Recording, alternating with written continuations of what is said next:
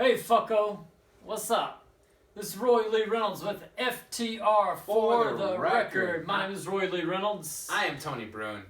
And hey, what's up? We're here to talk shit about a lot of shit, because that's what we're gonna do. What we do. Yeah, we listen to records and then we just talk about what we think it makes us feel. We might review it, we might just talk shit, we might make fun of it. This record we're gonna do right now that we just listened to is tough to make fun of. Yeah, I agree with that.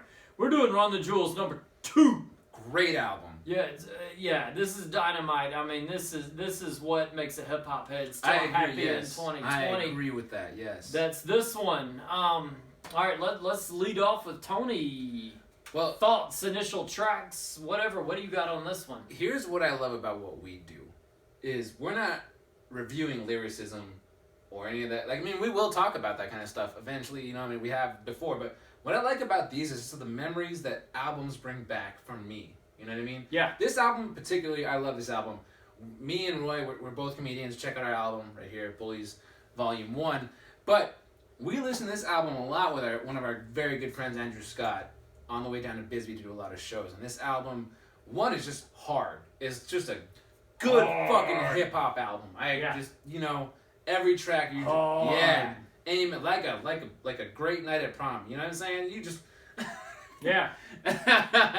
But this album is fantastic, man. Like, there's the thing I can take away from this album is just how clever it is. Clever in lyricism, and metaphors, analogies, just wordplay, Don't leave out the dick jokes. The dick jokes too, man. Like, it's just such a good album. Like, I dare you to. It reminds me of Ludacris. Ludacris has really good wordplay, really fun music. You know what I mean? And Run the Jewels does that perfectly and almost beautifully underground style. You know what I mean? Yeah. And yes, and you know, I'm very fond of those trips down to Southern Arizona with Andrew Scott. Shout out. Yeah, and you know, very fond of those. But you know, this to me, you know, very much being an old head in hip hop, which I am. He is. This makes me happy because, you know, in a world of like hip hop that I respect, but I'm not a fan of. Changed, yes. I'm not a fan of. I'm not a mumble rap fan, but I respect it because I get it. It's young people being young people, and cool.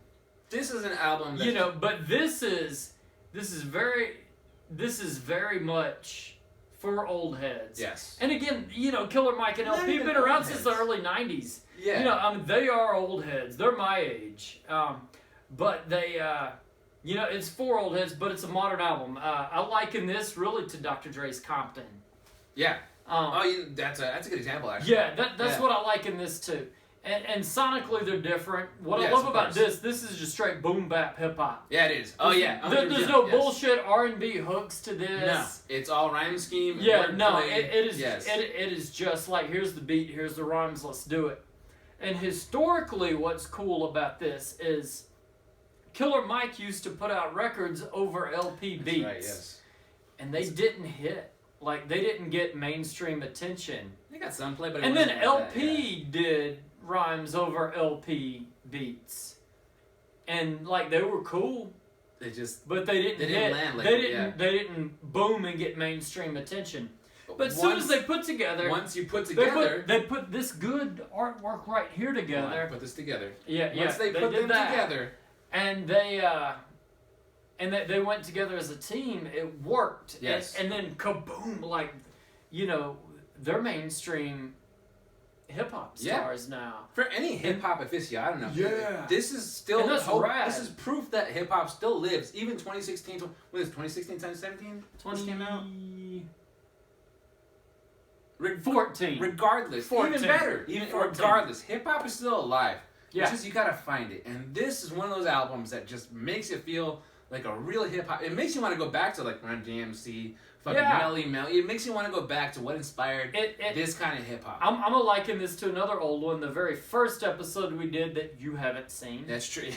No one's But seen it the yet. first one we did was Boogie Down Records. It was KRS-One with Criminal Minded. What a great album! And it was just straight boom bap hip hop all the way through, and it was hard. Well, it's like that's what the fuck this was. It's like someone punched you in the face with hip hop. Yeah. KRS-One. It's like he's holding you. Bam, rap. Bam, rap. This is good. Yeah, bam, I'm the teacher. Exactly. You know, that's what this is. And then as the rocker that I am, I gotta love the Zach De La Roche, you know, track, Close Your Eyes. Yeah. Like, I fucking love that. And I'm gonna liken that to something else too. I'm gonna liken that to like Lil Jon and the Crunk movement. Because that whole song, I'm waiting on Zach to start rhyming.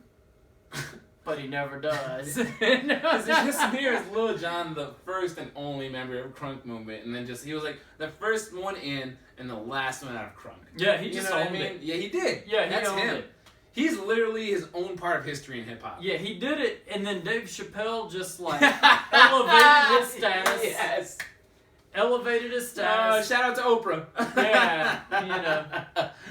But that's what happened, you know, and we'll never know that this is the way he really talks. Yes. You know what this album reminds me of, like, specifically? Yeah. What we should do in the next episode, actually, is Black Stars. We should. I want Talib Kweli and Mos Def, because that's who these two remind me of. We should. No promises. No promises, yeah, absolutely. Who knows what the fuck we're going to feel like. But, yeah, definitely. I think Black Stars is definitely... I think you're onto something. And, yeah. Well, even... What did I say last time? This group right here, it's... If Tech Nine were to produce Outkast but make it better, I think Run the Jewels would be that. Yeah. Yeah.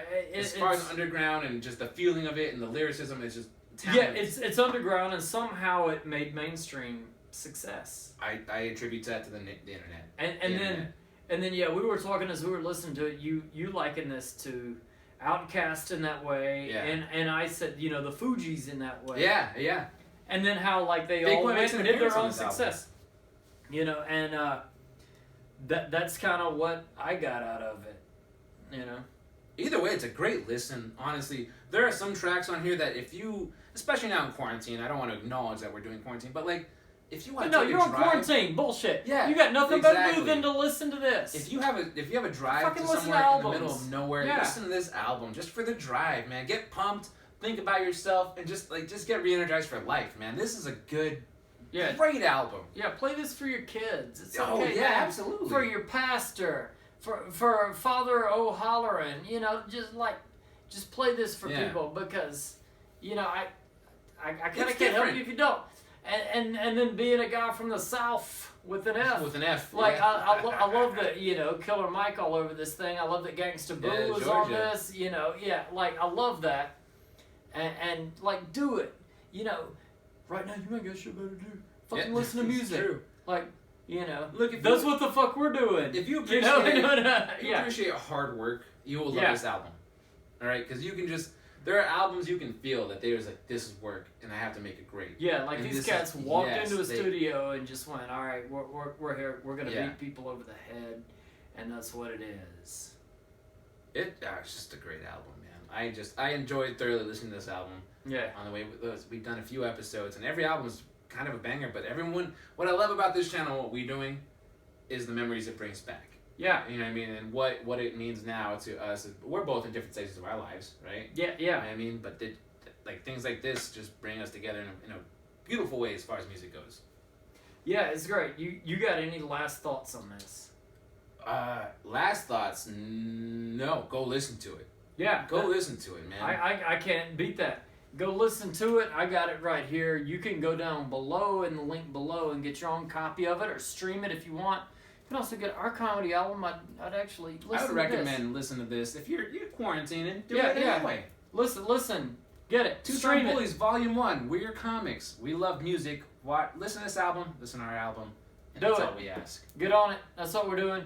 And then we got one more favor we want to ask anybody watching this is give us a name for this high five that we're about to do. We're about to do a high five. Right now. We need a name for it, but this is it.